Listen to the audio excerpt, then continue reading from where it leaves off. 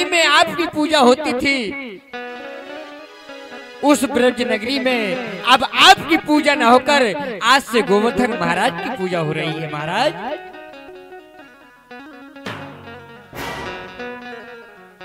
राजा इंद्र ने कहा, क्या मेरी पूजा नहीं हो रही? कहा हाँ, आपकी पूजा बंद होकर के आज से गोवर्धन महाराज की पूजा हो रही है।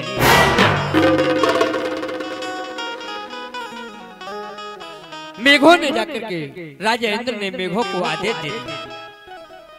एक से एक मेघ थे, मेघों को आदेश दे दिया,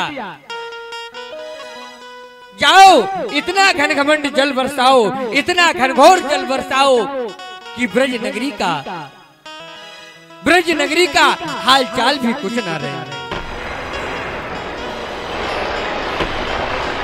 तुरंत जाकर के मेघों ने क्रोध में आकर के राजा इंद्र की आज्ञा से जल को बरसाना प्रारंभ कर दिया। सामवर्त को नाम मेघा नाम, चांतिकारिणाम ते प्रभते, इंद्रम प्रचादो दगति कृदो, वाक्यम चाहे समानूतम। क्रोध में आकर के मेघों ने इतना जल बरसाया कि ब्रज नगरी का निशान नहीं रहा। बिजली कौंधने लगी, बादल चमकने लगे और जाकर के सभी ब्रज नगरी के ग्वाला कन्हैया से कहने लगे, अरे कन्हैया, तुमसे पहले ही कहा था कि राजा इंद्र की पूजा होने दीजिए, लेकिन तुम्ही ने कहा था कि नहीं, गोवर्धन महाराज की पूजा होने दीजिए। अब क्या करे कन्हैया?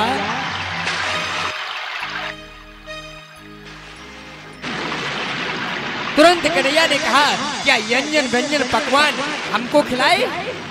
जिसको खिलाए उसके पास जाओ।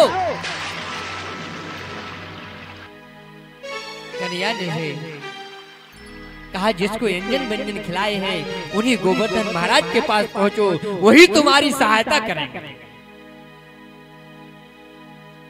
सभी ब्रज नगरी, गोकुल नगरी एकजुट होकर सभी नर नारियां, सारी गोकुल नगरी की सखियां पहुंच करके गोवर्धन महाराज को उठाने लगी।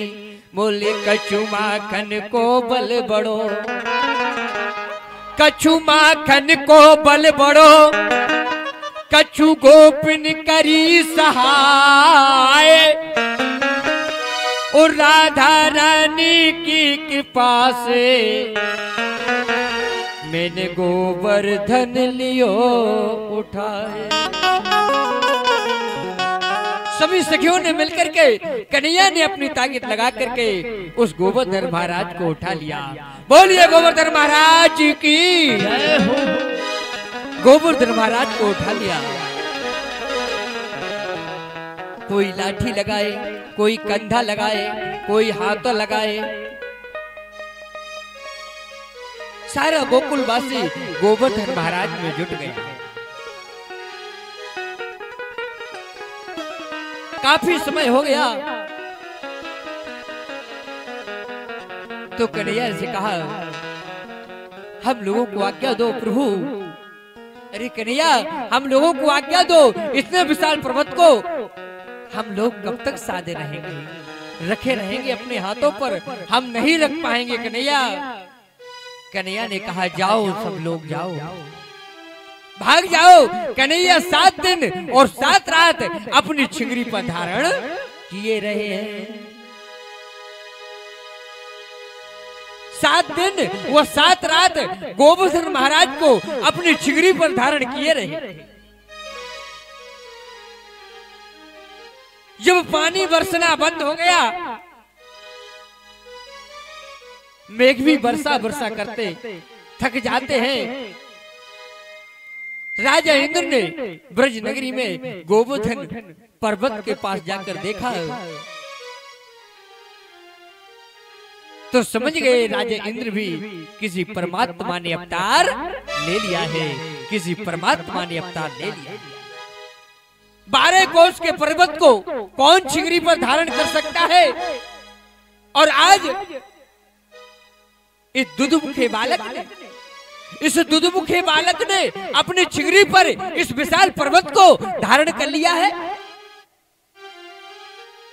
राजा इंद्र समझ गए, ये कोई साधारण बालक नहीं है, ये कोई साधारण बालक नहीं है, ये तो स्वयं परमपिता परमात्मा है।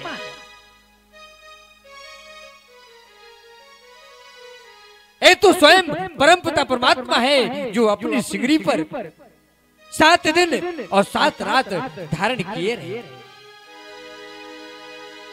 इंद्र ने आकर के भगवान कन्हैया को अपना परिचय देने लगे।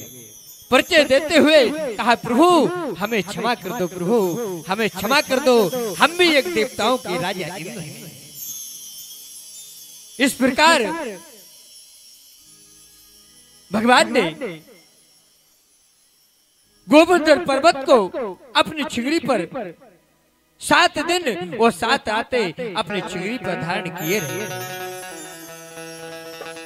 चिंगरी पर धारण किए रहे।